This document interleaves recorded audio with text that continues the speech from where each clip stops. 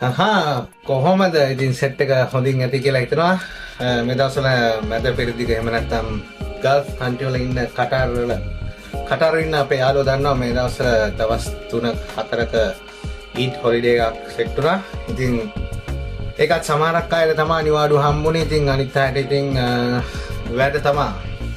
ඉතින් කොහොම තමයි කටාර් ජීවිතය. ඇත්තටම මම විශේෂයෙන්ම වීඩියෝ එකක් කරන්න ඉතින් අද ගෙදර ඉන්න දවසේ ඇත්තටම කොහොමද ඇත්තම ලයිෆ් එක. එහෙම නැත්නම් ගොඩක් අය හිතනවානේ Facebook එකේ රටින් ඉන්න අය ෆොටෝ එකක් දැම්මහම ලස්සන තැනකට ගිහිල්ලා හොඳට ඇඳලා කරලා ෆොටෝ එකක් දානවා. ඉතින් එහෙම නැත්නම් කොහේ හරි රුසෙල් එකේ හරි එහෙම නැත්නම් කටාරක් ගිහිල්ලා ඉතින් ලස්සන වීඩියෝ දානවා. හැබැයි ඒවලා දකින්න ඇත්තම ජීවිතේද මේ පිටරට තියෙන්නේ කියන එක ගැන කතා කරන්න තමයි ආවේ. ඇත්තටම මම පෙන්නන්නම් ඔයාලට මුලින්ම මම ඉන්න තැන සහ මගේ ෆ්ලැට් එක. ඉතින් මේ වගේ පාර්ටිෂන් රූම් එකක තමයි ඇත්තටම මම නම් ඉන්නේ. ඉතින් මේක ලංකාවේ සල්ලි වලින් රුපියල් 80000ක් විතර වෙනවා. ඉතින් මේ සල්ලි වලින් රියල් 800ක් තමයි මේ පොඩි පාර්ටිෂන් කෑල්ලට වෙන්නේ.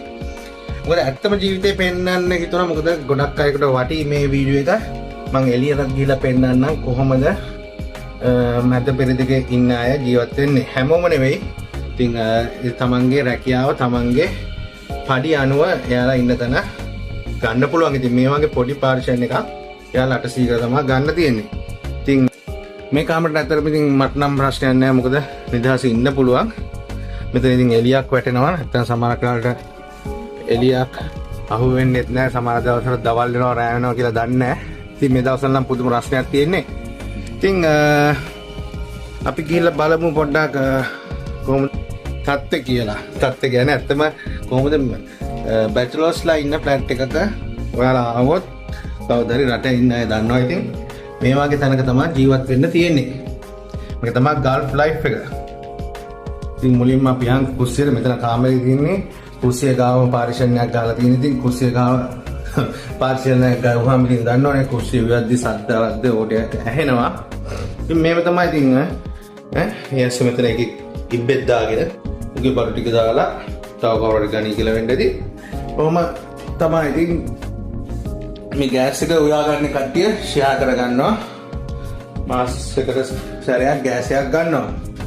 එතකොට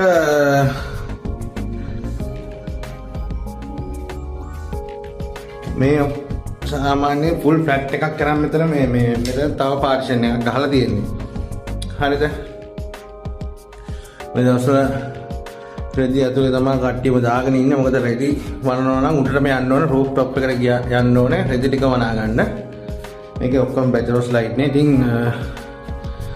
මම කලිනුත් වීඩියෝ එකක් කරා රූම් එක ගැන. ඉතින් මේ දවස්වල රස්නේ තියෙන හින්දා මැද පෙරදිග ඉන්න අය දන්නවා කොහොමද නාන්නේ කියලා. නාන්න ඉතින් මේ වගේ ඔයාලා වතුර බාල්දි 4-5ක් ගෙනල්ලා තියාගන්න ඕනේ. තියාගෙන ඉතින් වතුර ටික කූල් වුණාට පස්සේ නා ගන්න පුළුවන්. නැත්තම් දන්නවා කොහොමද නාන්න වෙන්නේ කියලා. උදේට එහෙම টয়ලට් එකට ගිහිල්ලා හොදන්න ගියාම තමයි ඒකේ ආතල් එක දැනෙන්නේ. හරි. ඉතින් මට පෙන්නන්න ඕනේ ඇත්තටම මැද පෙරදිග ජීවිතය කියන්නේ ලේසි පාසු ජීවිතයක් නෙවෙයි. ඉතින් මිනිස්සු Facebook එකේ දකින ෆොටෝ ලස්සන දකිනවා. දැන් හරිම සුන්දර ජීවිත තමයි මේ කටාර වල තියෙන්නේ. එහෙම නැත්නම් මේ මැද පෙරදිග රටවල් කටාර විතර නෙවෙයි ඩුබායි, කුවේට්, සෞදි ඔක්කොම මැද පෙරදිග රටවල් වල මිනිස්සු සාමාන්‍ය මිනිස්සු ජීවත් වෙන්නේ මෙහෙම තමයි. ඉතින් සමහර මිනිස්සු ලංකාවේ කට්ටිය හොඳට ඉන්නවා ඇවිල්ලා විලා ගන්න පුළුවන්. එක එක පැත්තවල වලට ඇත්තම ගණන් වෙනස්. අපි ඉන්නේ අල්සාද් දෙකේ. අල්සාද් දෙක කියන්නේ දෝහක ළඟ හැමදේම ලේසියෙන්ම හැම තැනකම යන්න පුළුවන් තරක් තමයි අල්සාද් කියන්නේ. ඉතින් අල්සාද් වල බෙඩ් ප්ලේස් එකක් සාමාන්‍යයෙන් බෙඩ් ප්ලේස් එකක් නම් 500කට 750කට වගේ ගන්න පුළුවන්. දෙන්නෙක් ඉන්න එක.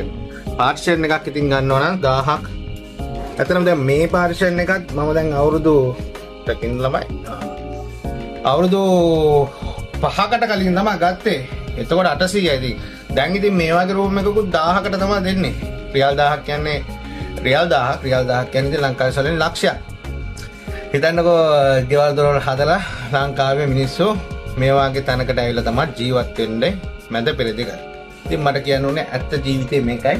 ඉතින් රට එන්න හම්බ කරන්න ඉතුරු කරන්න ජීවිතේ විඳින්න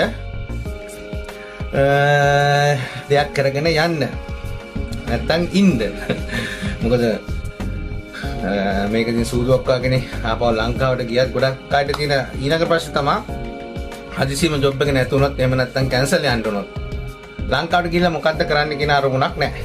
මේ කතා කරන මටත් ඔයාටත් සමහරට එහෙම වෙන්නේ නැති මටත් ඇත්තටම එහෙම දැන් ජොබ් එක නැති වෙලා අපිට කැන්සල් යන්න උනොත් ලංකාවට ගිහලා මොකද්ද කරන්න කියන එක ගැන තාම අරමුණක් නැහැ. ඉතින් ඒ ගැනත් හිතේ තියාගන්න.